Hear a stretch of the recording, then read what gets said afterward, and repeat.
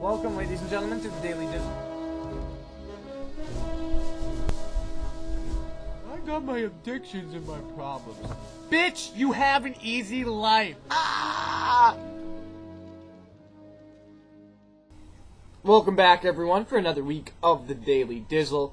It is Monday, March 21st, 2011, the first day of spring. Though you wouldn't know that if you were looking at the side right now due to the fresh snow that just fell in the last hour.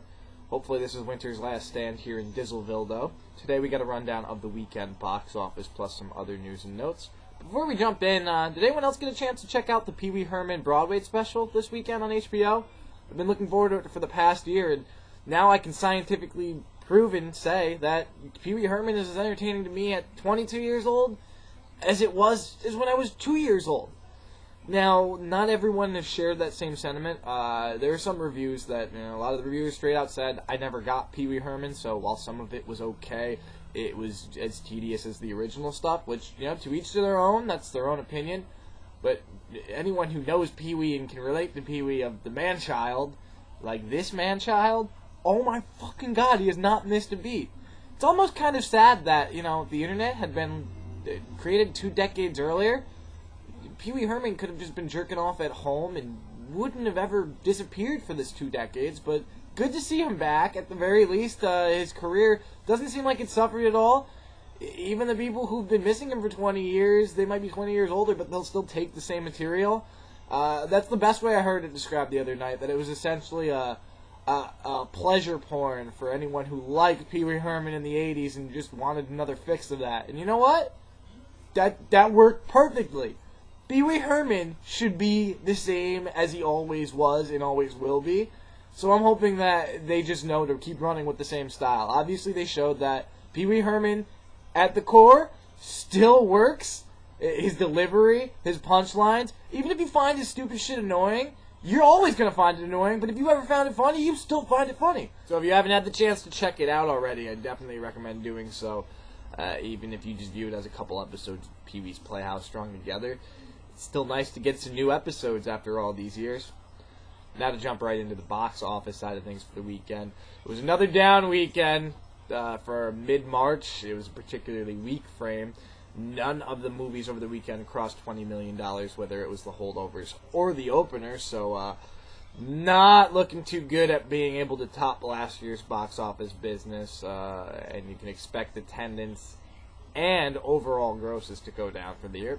But number one for the weekend, we had Limitless. That was Bradley Cooper's first real starring role outside of, the asshole comedy genre character that he likes to play. If you look at The Hangover, Wedding Crashers, that's pretty much his bread and butter at this point. And though this movie was essentially an extension of that character without all the comedy, it still was received better than expected.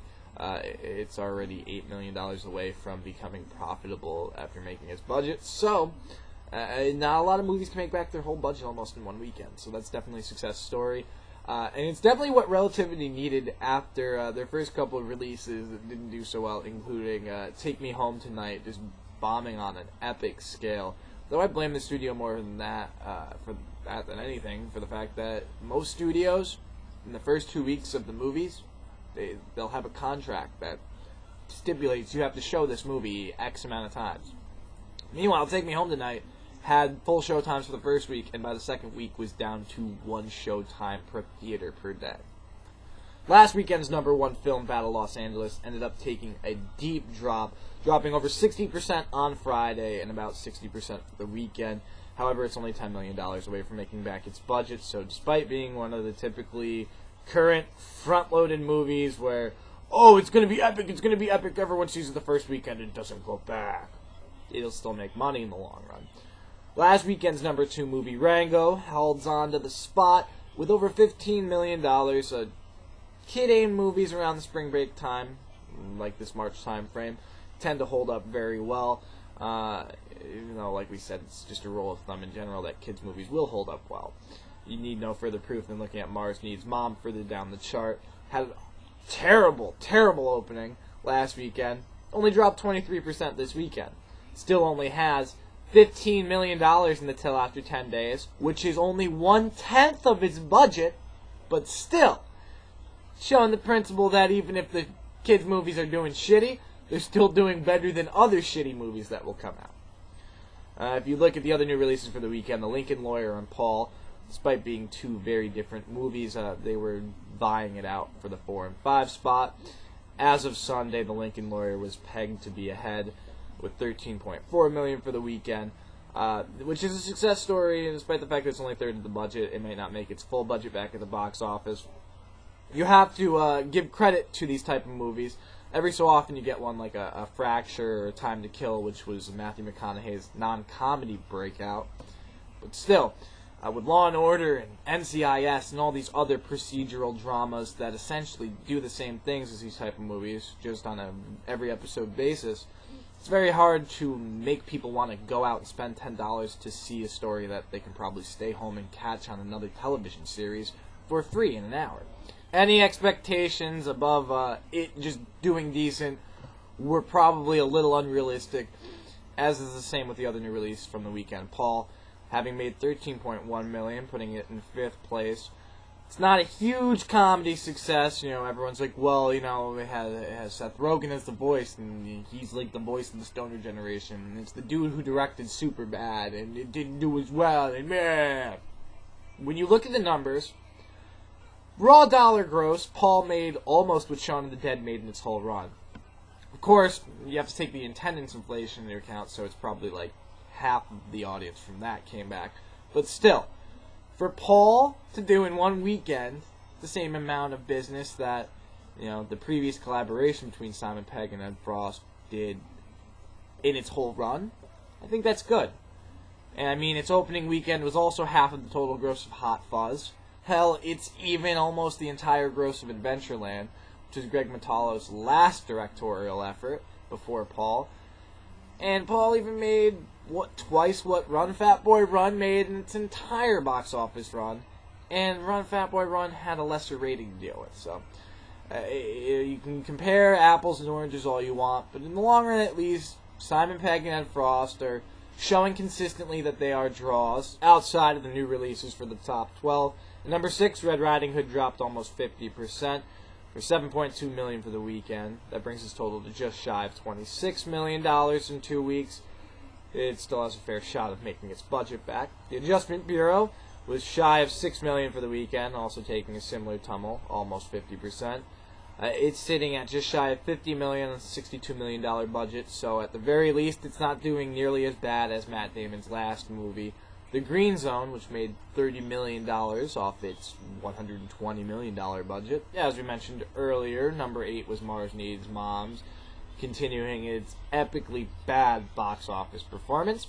Number 9 was Beastly, making $3 million for the weekend. Somehow managed to drop less than 40%, which is pretty good for a tween-driven, oh my god, and Vanessa Hudgens High School Musical, bah!